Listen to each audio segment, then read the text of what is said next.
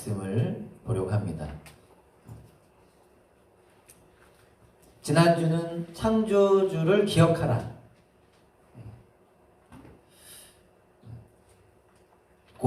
나름 고민을 많이 하다가 오늘은 어떻게 보면 사실 똑같은 이야기지만 또 다른 이야기라고 할 수 있는, 창조주 하나님을 기억하는 우리가 또 그 하나님을 붙잡는 인생이 될 수 있기를 혹시나 하는 마음에, 하나님을 모르는 자들이 자신의 힘과 의지와 노력으로 하나님을 알 수는 없습니다. 믿을 수 없습니다. 하나님께서 우리를 만나 주실 때 우리는 그 하나님을 믿게 되고 그 하나님을 고백할 수 있게 됩니다. 그래서 오늘 말씀도 우리가 어떻게든 하나님을 붙잡자라는 의미보다 하나님을 알게 된 우리잖아요. 여기 계신 분들은 다 하나님 믿는 분들로 제가 알고 있는데, 하나님을 알게 된 우리가, 그런 우리가 하나님을 붙잡자라는 의미로. 사실 본래 제가 하고 싶었던 제목은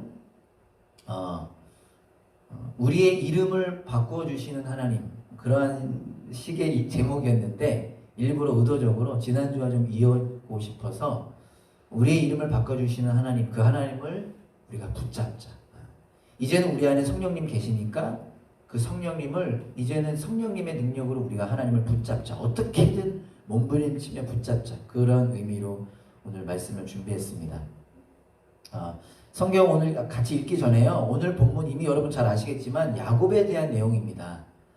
이미 다 아실 수도 있고 또 모르실 수도 있고, 이 야곱이라고 하는 이야기의 핵심 중에 하나는 죄인이 어떻게 하나님의 자녀가 되는가, 연약한 인간이 어떻게 하나님을 주인으로 고백하는 인생이 되고 결국 이스라엘이라고 하는 민족이 되는가가 이 야곱의 이야기의 핵심인데, 오늘은 그 야곱이 하나님과 씨름을 하게 되는 장면입니다. 영어로 이런 책이 있어요. Wrestling with God 이라는 책이 있는데, 야곱이 하나님과 실제로 이 씨름을 하는 장면입니다. 이 장면을 통해서 오늘은 두 가지를 기억하기를 소망하는데요.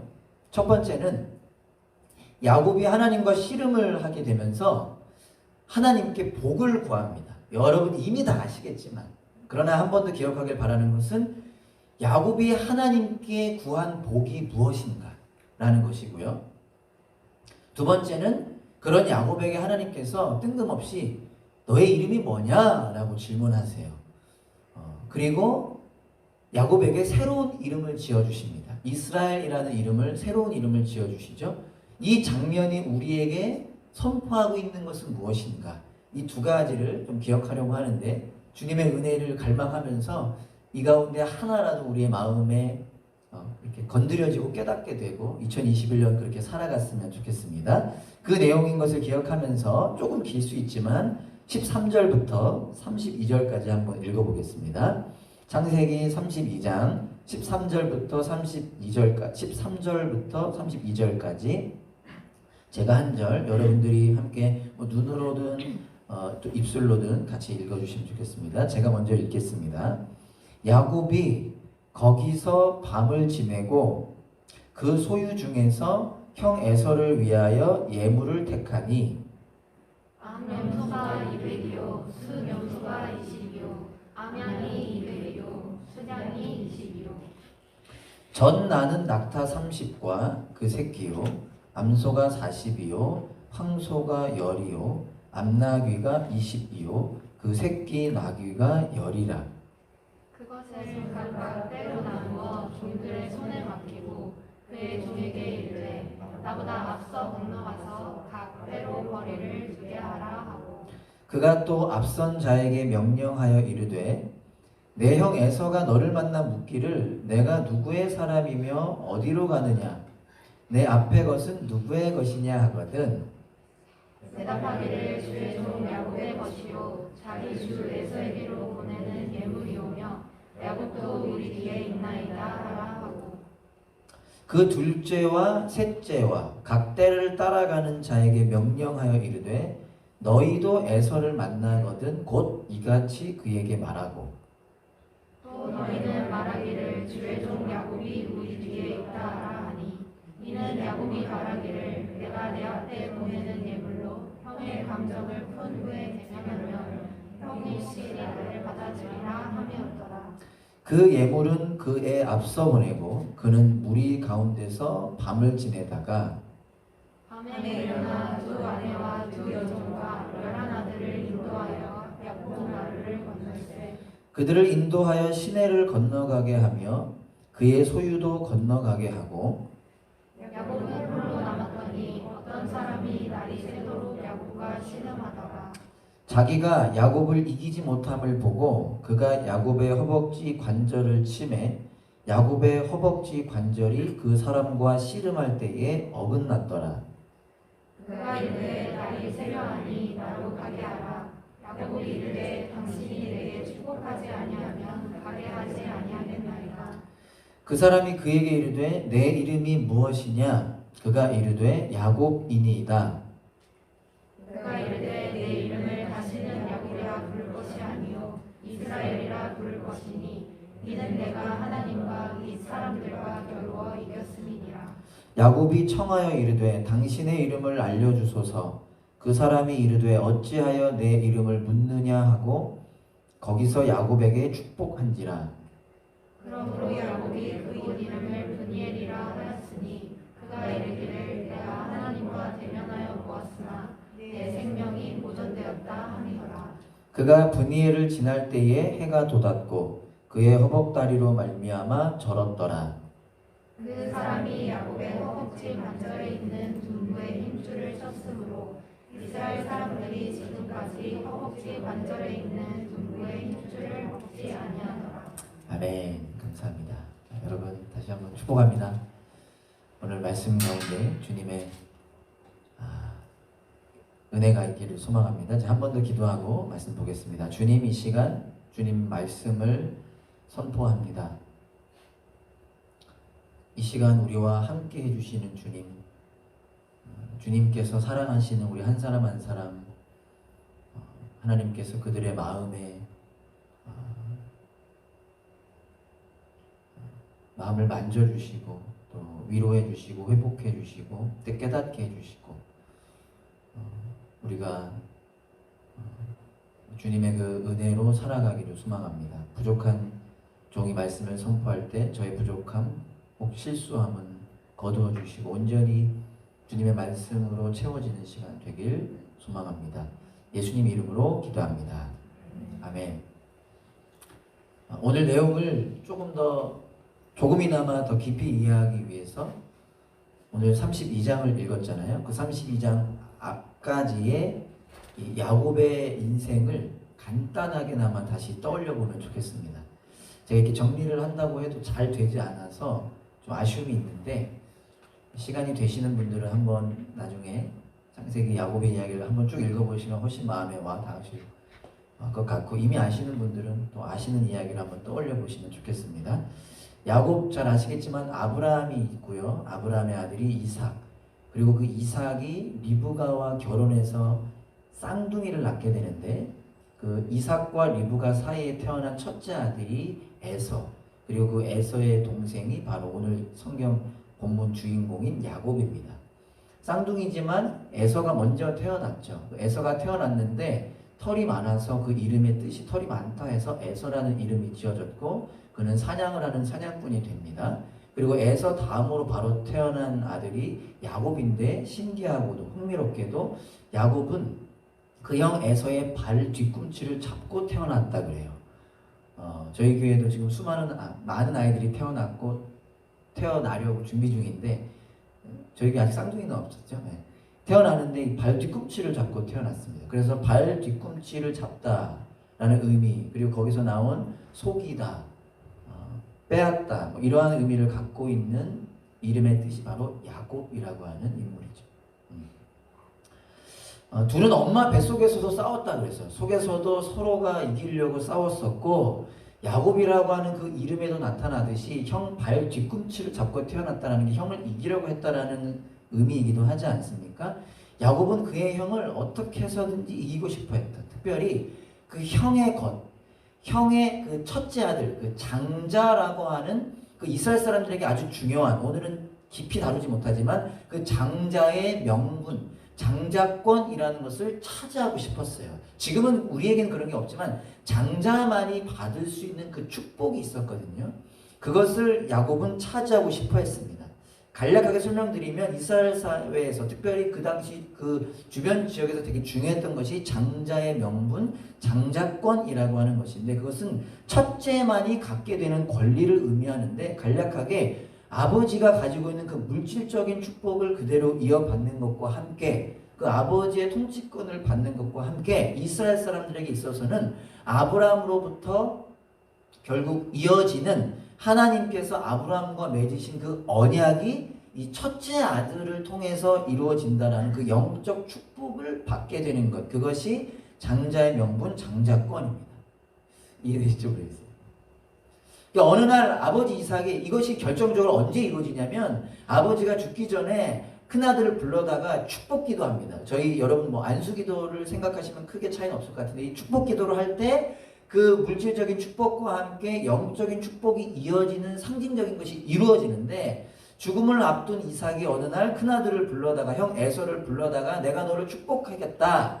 그러니까 사냥해서 와서 내가 너가 사냥해서 가지고 온 음식을 먹은 다음에 너를 축복하겠다라고 할 때, 이를 알아챈 야곱이 그 축복을 가로채기 위해서 어떻게 하죠? 아버지를 속입니다. 어머니와 계략을 짜서 아버지를 속이죠. 형이 잠시 사냥하러 간 틈을 타서 형 에서로 분장을 해서 눈이 침침해서 잘 보지 못했던 아버지 이삭을 속입니다. 그리고 자신이 에서라고 이야기하면서 형 에서가 받아야 할 축복을 대신 받게 됩니다. 뒤늦게 이를 알게 된 에서가 분노하게 되죠.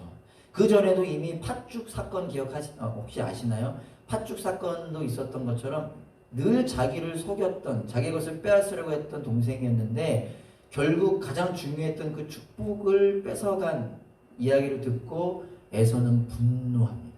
그리고 속으로 뭐라고 이야기하죠? 내가 내 동생을 죽이리라. 그것을 알아챈 신변의 위협을 느낀 야곱은 어머니의 권유와 함께 급하게 삼촌 라반이 있는 하란이라고 하는 곳으로 도망가게 되죠. 지금 살고 있는 곳에서 하란으로 도망가게 되는 것입니다.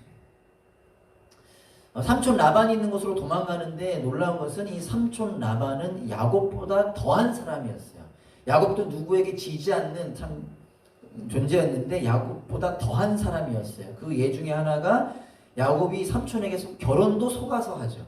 라헬을 사랑해서 라헬과 결혼하고 싶었지만 레아와 결혼하게 되고, 그리고 노동 착취를 당하게 됩니다. 성경에 보면 그가 삼촌 라반이 있는 곳에서 20년을 살게 되는데 20년 동안 10번이나 그 임금과 관련하여 속임을 당했던, 그러니까 늘상 속임을 당했던 것이죠.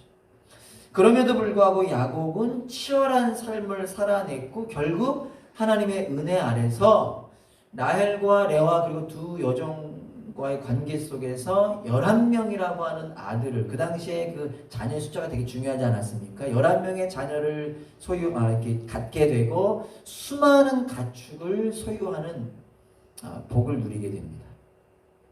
어느 날 삼촌과 삼촌의 가족이 자신을 시기한다라는 것을 느끼게 돼요. 안색이 변했다는 것을 보게 됩니다. 왜냐하면 야곱의 소유물이 늘어난다라고 하는 것은 그만큼 삼촌의 소유물이 줄어든다라고도 이야기할 수 있는데, 결국 경쟁 관계니까요. 자꾸 야곱이 부하게 되니까 삼촌이 시기하게 되고 탐탁치 않음을 느끼게 되었을 때, 마침 그때 하나님께서 야곱에게 말씀하십니다. 너 조상의 땅, 내 족속의 땅으로 돌아가라. 본인의 고향 아버지가 있는 곳으로 돌아가라 라는 이야기를 하나님께서 말씀하십니다.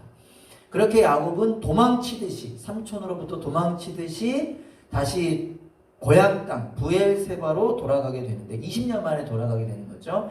자기가 얻게 된 그 모든 가족과 소유물을 가지고 도망치듯 돌아가는데 한 가지 문제를 만나게 됩니다. 그 문제가 무엇이죠? 고향 땅에는 형 에서가 있습니다.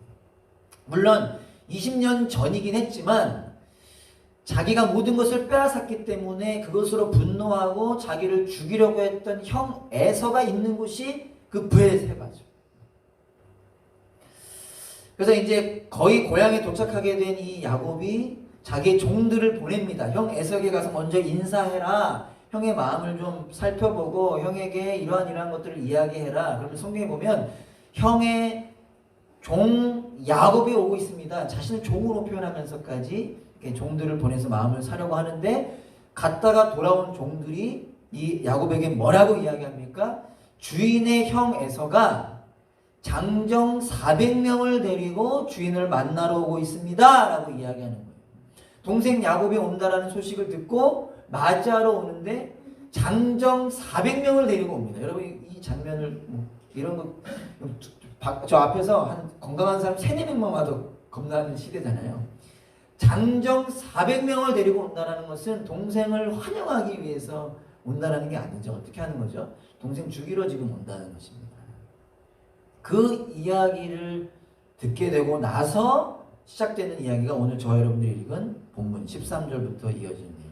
오늘 함께 읽은 본문은 그런 상황, 참 치열하고 힘든 삶을 살고 모든 것을 소유한 야곱이 돌아오다가 형 에서를 마주하게 되는데 자기를 죽이러 장정 400명을 데리고 온다라는 이야기를 들은 야곱이 어떻게 하면 이 어려운 이 절체절명의 순간을 돌파할 수 있을까? 자신이 갖고 있는 모든 지혜를 짜내서 계획을 세우는 모습이에요. 아이러니한 것은 그 앞에 32장 13절부터 제가 읽은 그 앞에 보면 형이 온다는 이야기를 듣고 야곱이 하나님께 기도합니다. 도와주세요, 살려주세요. 그런데 기도하고 나서 13절부터 우리가 무엇을 보게 된 거냐면 다시 돌아갈 수는 없어요. 그 삼촌 라반이 살고 있기 때문에 돌아갈 수는 없고 어떻게든 형 에서를 마주해야 되는데 어떻게 하면 형의 마음을 감정을 풀 수 있을까 해서 자기의 소유를 이렇게 그룹으로 나누어 가지고 먼저 보내는 거예요.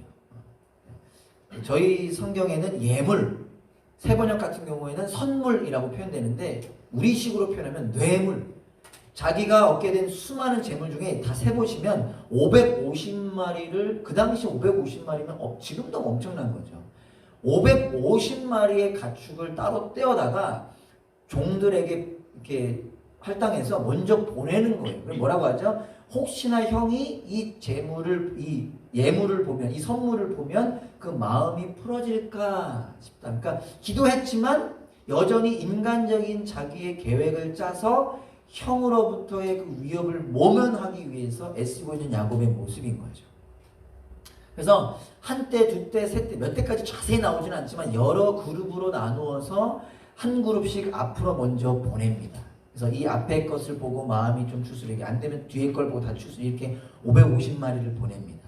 그리고 나서 마지막 끝에 자기가 사랑하는 가족을 이 야복강을 건너게 하죠.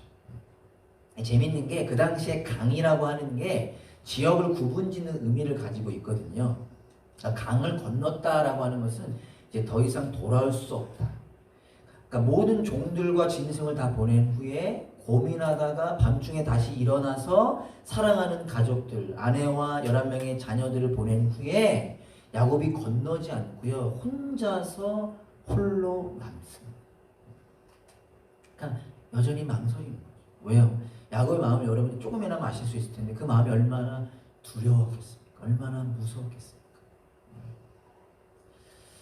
그렇게 홀로 남아 깊은 두려움과 고민 속에 빠져있는 야곱을 24절에 보면 누군가가 찾아옵니다. 제가 한번 다시 읽어볼게요.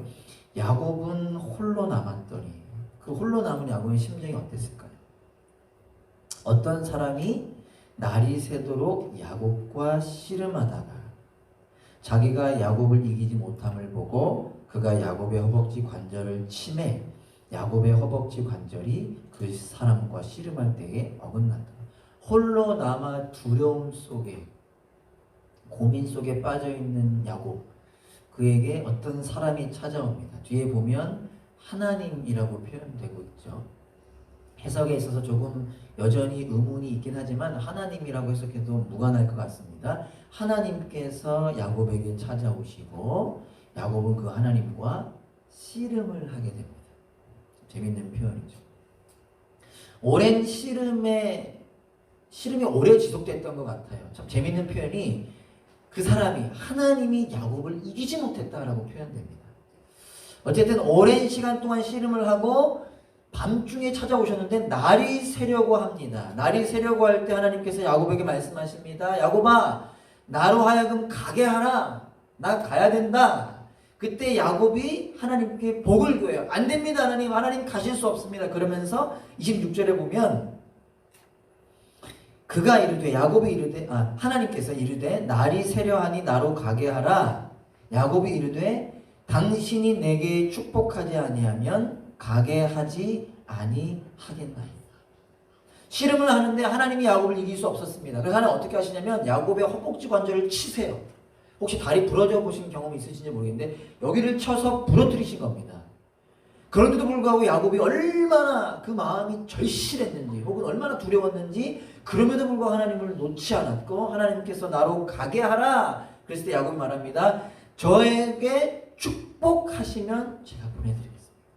표현이 좀 아이러니하긴 하지만 저에게 축복하지 아니하시면 가실 수 없습니다. 라고 야곱이 고백하는 것입니다. 서두에 얘기했듯이 저와 여러분들이 오늘 한 가지 기억하길 바라는 것은 이 절체절명의 순간에 야곱이 하나님께 저에게 축복하지 아니하시면 가실 수 없습니다 라고 고백하는데 그 야곱이 구하는 축복, 야곱이 구하는 복이 무엇이냐라는 거예요. 다시 한번 가만히 야곱의 인생을 돌아보면 야곱은 그 당시 사람들이 일반적으로 갖고 싶어 했던 것은 다 가졌습니다. 물론 사람이 갖고 싶은 것에 끝은 없겠지만 또 우리와 시대적 상황이 다르기 때문에 우리의 마음에 얼마나 와닿을지 모르겠지만 그 당시 기준의 야곱은 사람들이 갖고 싶어하는 것을 다 가졌어요. 욕심의 끝은 없다 하더라도 그래도 다 가졌습니다. 20년 동안 삼촌 라반과 함께 있으면서 고된 목자 생활을 했던 것을 추측해 볼 때 그리고 나중에 야곱이 나이가 들어 애굽 왕 바로 앞에 서서 고백하는 것을 보면 야곱은요 건강했습니다. 저희 모두가 가장 갖고 싶어하는 것 중에 하나가 웰빙 건강이잖아요. 야곱은 건강했어요. 정정했습니다. 그리고 그 당시 가장 중요한 복 중에 하나가 뭐였냐면 자녀의 복이었는데 야곱은 11명이나 되는 자녀를 갖게 되었습니다. 그리고 가축, 물질 형에게 준 것만 550마리인데 그가 가졌던 가축이 얼마나 많았겠습니까? 심지어 삼촌 라반이 시기할 정도였으면 그가 가지게 된 양과 염소, 나귀, 낙타의 수는 뭐 어마어마했던 것 같아요. 이렇게 물질의 복, 물론 복이라는 단어가 상당히 중요하지만 어렵지만 물질의 복, 자녀의 복, 건강의 복, 야곱은 모든 것을 가졌어요. 그런데 그런 야곱이 하나님께 또 다른 복을 구하고 있는 것입니다. 그가 구하는 복은 무엇일까? 너무나 정답은 간단하지만 우리가 이 시간 기억하고 주목하고 우리가 그 은혜를 누리기를 바라는데요. 모든 것을 가진 것 같았던 야곱이 구하고 있는 복은 무엇인가? 바로 하나님이라는 거죠. 지난주 말씀 한두 분이 오해한 것 같다라는 피드백을 제가 듣고 좀 가슴이 좀 고민이 많이 됐는데 솔로몬이 헛되고다. 모든 것을 가지고 누려보았던 솔로몬이 헛되다라고 표현하죠. 그러니까 즐기자가 아니라 즐길 수가 없는 인생이다라는 뜻이 헛되다. 그러나 그가 마지막에 무엇을 깨달았습니까? 하나님이 나의 하나님이심을 알 때 나의 삶은 헛된 인생이 아니라 그 누구보다 부하나 가난하나 어려우나 어렵지 않으나 행복한 삶을 살 수 있다는 솔로몬의 고백이었는데 오늘 야곱이 구하는 것이 바로 그것이라는 것입니다. 하나님을 구하고 있다는 것입니다. 야곱은 하나님을 믿는 사람이었어요. 야곱은 하나님을 아는 사람이었습니다. 그러나 야곱의 지금까지의 삶을 우리가 돌아보면 그는 분명 하나님을 알고 하나님을 믿는 사람이었지만 그의 삶의 중심에, 그의 마음의 중심에 하나님이 없었다라는 거예요. 하나님과 동행하는 사람은 아니었다라는 것입니다.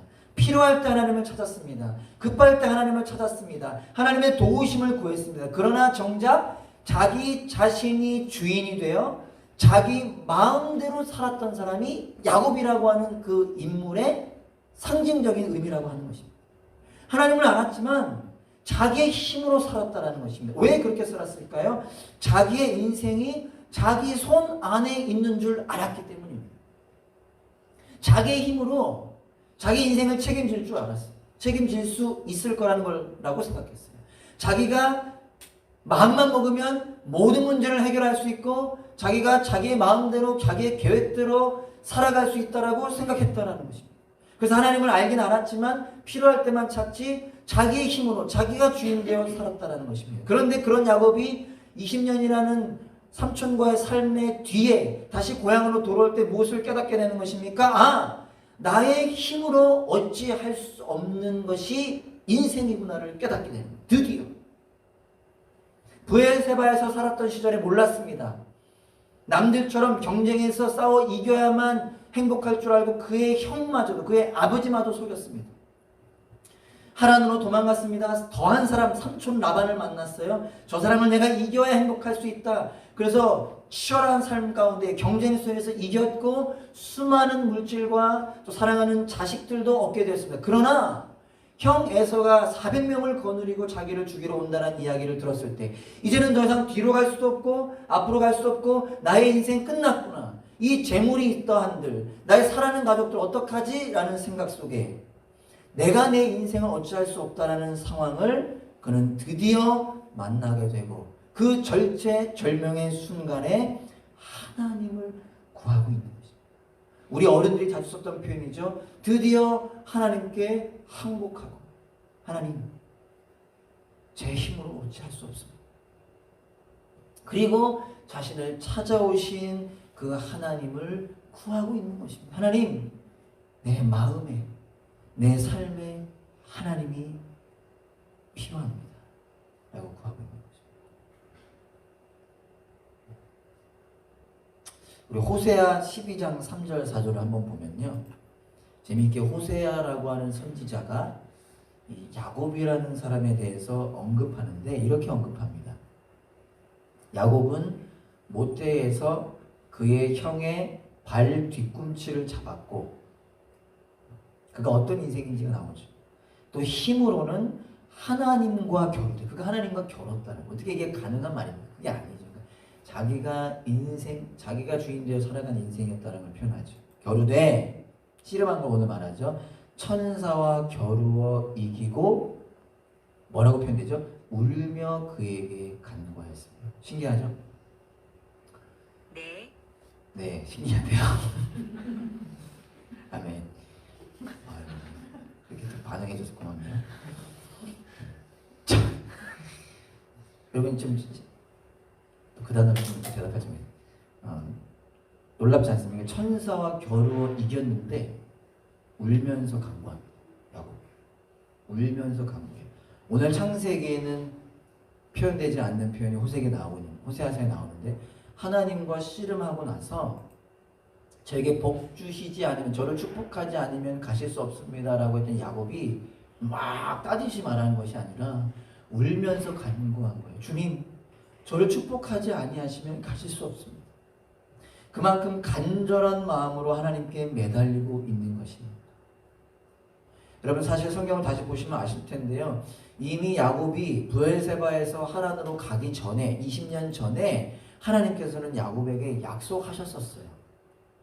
야곱이 자기 아버지와 형을 속인 다음에 막 하란으로 도망가려고 할 때 루스라고 하는 곳에서 베델이라는 곳에서 하나님께서 나타나셔서 뭐라고 말씀하셨냐? 야곱아 내가 너의 하나님이다.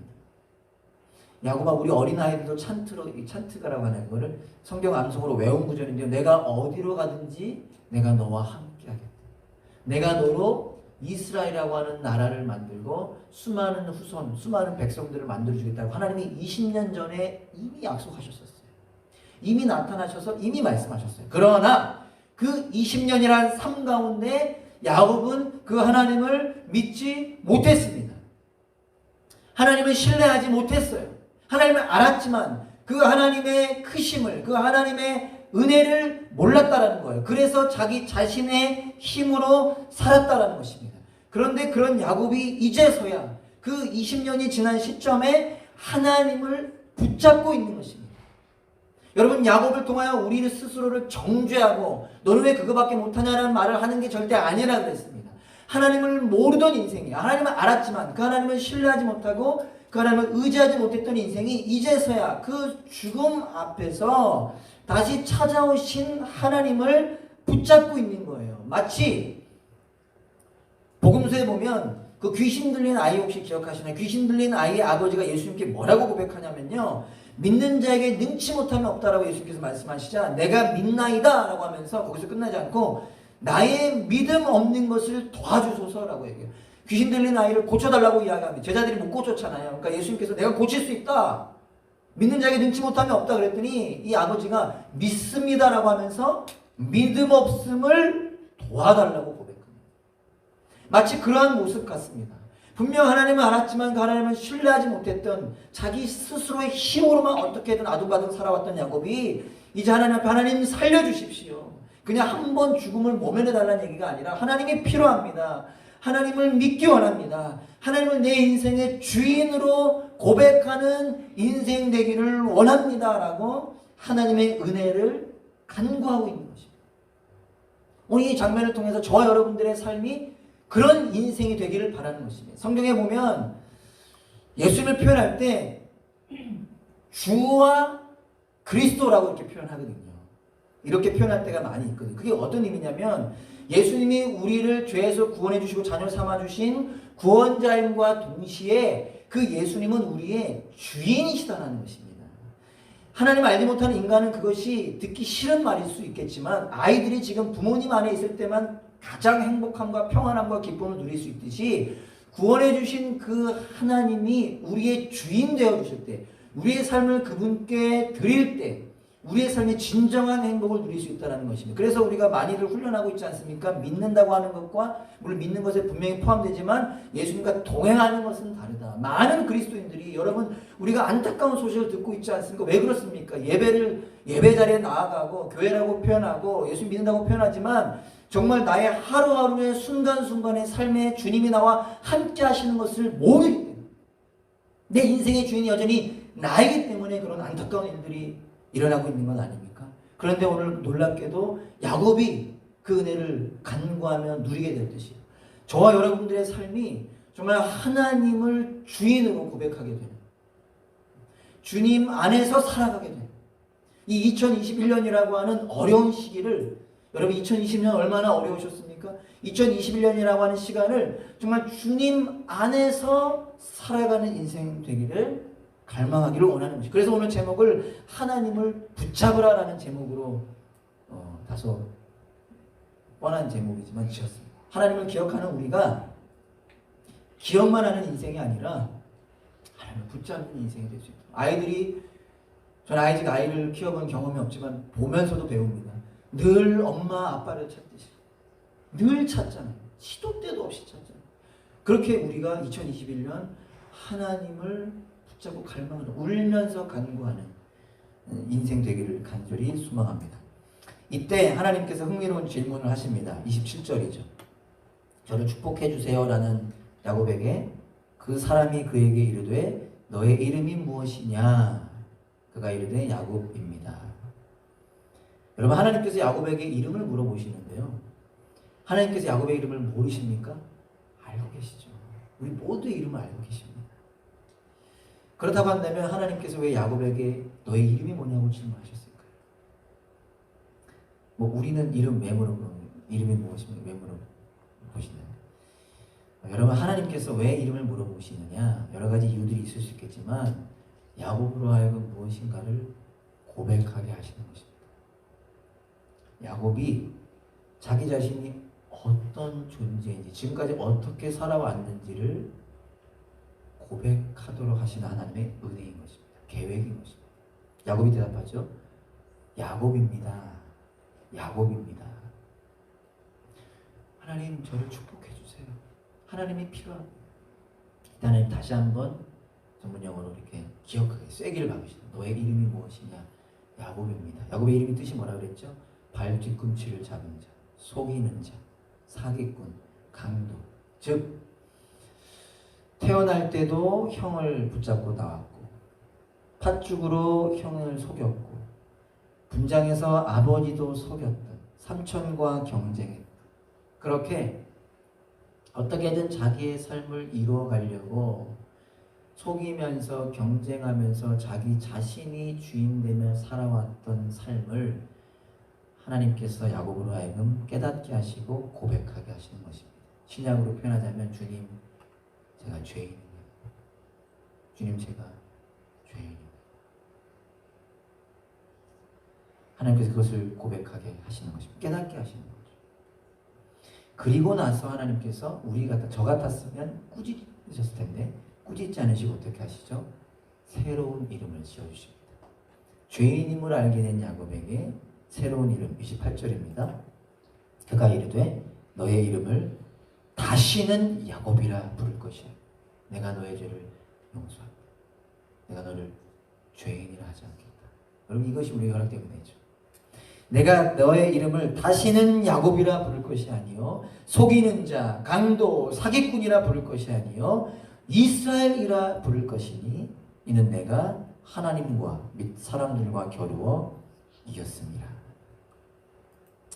놀라운 장면입니다.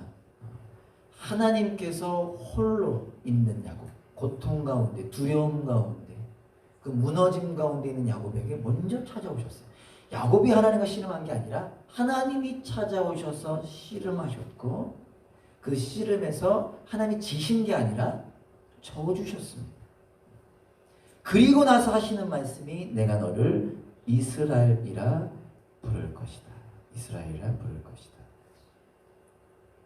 이스라엘이라고 하는 이름의 뜻이 하나님과 싸워서 이긴 자라는 뜻입니다. 어떻게 하나님을 싸워 이깁니까? 불가능하죠. 이 뜻은 쉽게 말해서 하나님의 자녀가 되었다라는 것입니다. 하나님의 자녀가 되었다. 결국 하나님께 항복, 굴복하고 그 하나님의 여기서 창세기 32장에서 표현하면 하나님의 복을 얻게 된 자, 하나님의 자녀가 되었다라는 뜻입니다. 우리 찬양을 통해 많이 기억하죠? 너희가 나를 먼저 사랑한 것이 아니요 내가 너희를 먼저 사랑했으니. 야곱에게 찾아오신 하나님께서 야곱으로 하여금 깨닫게 하시고 이제는 자기의 힘으로 살아가는 인생이 아닌 하나님의 은혜로 살아가는 새로운 삶을 살게 되는 인생으로 변화시켜 주신 하나님의 사랑이 나타나는 장면이 바로 이 이름을 바꿔주시는 장면이라는 거죠. 여러분 이것이 저와 여러분들에게 흐르고 있는 사랑이라는 것입니다. 사랑하는 형제자매 여러분, 말씀을 정리하면서요, 2021년을 이제 시작하는 여러분 모두에게 이 야곱에게 임한 은혜가 가득하기를 간절히 소망합니다. 오늘 함께한 분들 정말 다시 한번 축복하면서 뱃속에도 아기가 있고 지금 한창 자라나는 아기가 있고 이미 다 우리 집사님도 계신데 우리 모두에게 야곱에게 임한 이 은혜가 있기를 소망합니다. 하나님의 은혜 가운데 기회가 된다면 다시 한번 우리의 삶을 돌아보면 좋겠습니다. 여러분은 지난 한 해 어떤 삶을 살아오셨습니까? 혹 야곱처럼 혼자의 힘으로 여러분들의 힘으로 여러분들이 주인 되어 살진 않으셨습니까? 그러다 보니 두려움과 외로움과 공허함 속에서 살진 않으셨습니까? 그런 우리 모두에게 하나님께서 이렇게 선포하십니다. 이사야서 43장 1절부터 3절까지. 가능한 분들은 이렇게 마음으로 한번 같이 읽어보면 좋겠습니다. 여러분들 향한 하나님의 사랑의 선포인데 한번 읽어봅시다. 시작. 야곱아 너를 창조하신 여호와께서 지금 말씀하시느니라. 이스라엘아 너를 지으신 이가 말씀하시느니라. 너는 두려워하지 말라. 내가 너를 구속하였고 내가 너를 지명하여 불렀나니 너는 내 것이라. 내가 물 가운데로 지날 때에 내가 너와 함께 할 것이라. 강을 건널 때에 물이 너를 침몰하지 못할 것이며 내가 불 가운데로 지날 때에 타지도 아니할 것이요 불꽃이 너를 사르지도 못하리니 대저 나는 여호와 내 하나님이요 이스라엘의 거룩한 이요 내 구원자님이라.